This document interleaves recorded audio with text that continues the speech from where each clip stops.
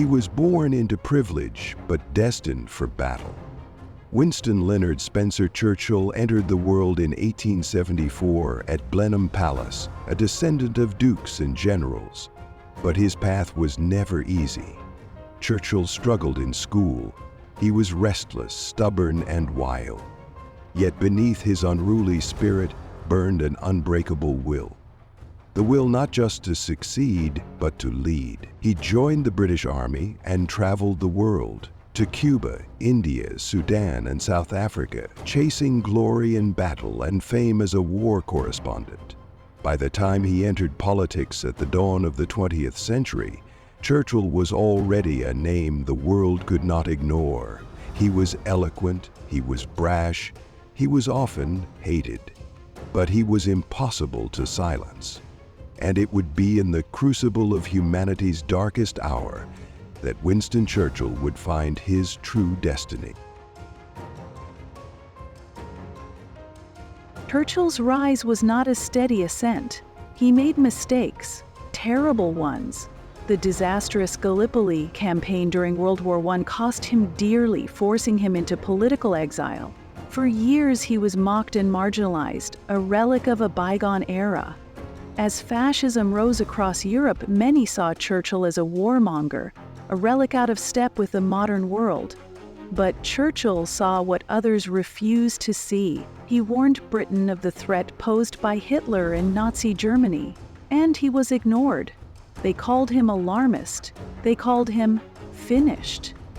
But history was not finished with Winston Churchill.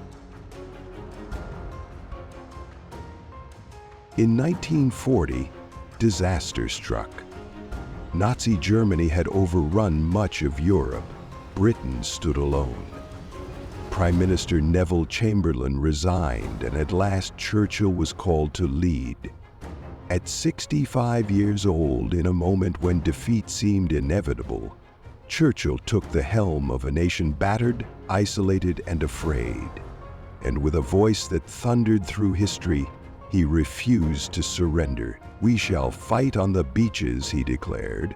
"We shall fight on the landing grounds. We shall fight in the fields and in the streets. We shall fight in the hills. We shall never surrender." It was not just a speech, it was a defiance, a roar against the night. Churchill knew victory would not come easily, but he understood something few others did. When facing annihilation, spirit is the first battlefield. As German bombs rained down on London, Churchill walked among the ruins, cigar in hand, head held high. He was a man who relished the fight. He slept little, he drank heavily.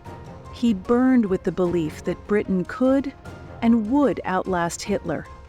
He forged alliances with Franklin Roosevelt and later with Joseph Stalin, holding together an uneasy coalition that would turn the tide of the war. And though the burden of leadership aged him rapidly, he never wavered in public. Churchill became the symbol of Britain's resilience, battered but unbroken, bloodied but defiant.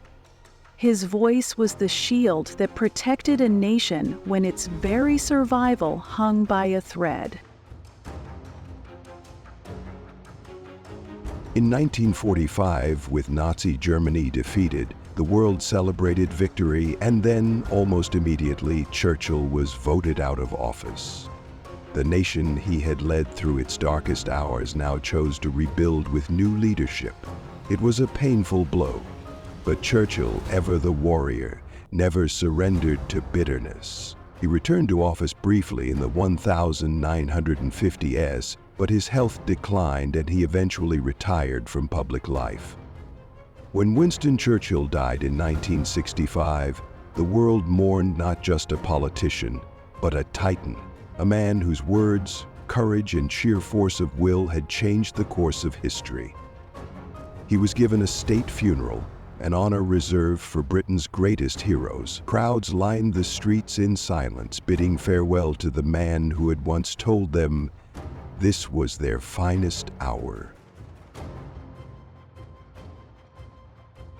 Churchill was not perfect. He was flawed, controversial, often wrong, and sometimes reckless. But when history demanded greatness, he answered. When fear threatened to consume the world, he stood firm. Winston Churchill's legacy is a testament to the power of words, the necessity of courage, and the indomitable strength of human spirit in the face of unimaginable odds.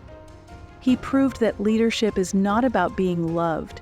It is about refusing to yield, even when the world demands it. And in doing so, he became not just the voice of Britain, but the voice of freedom itself.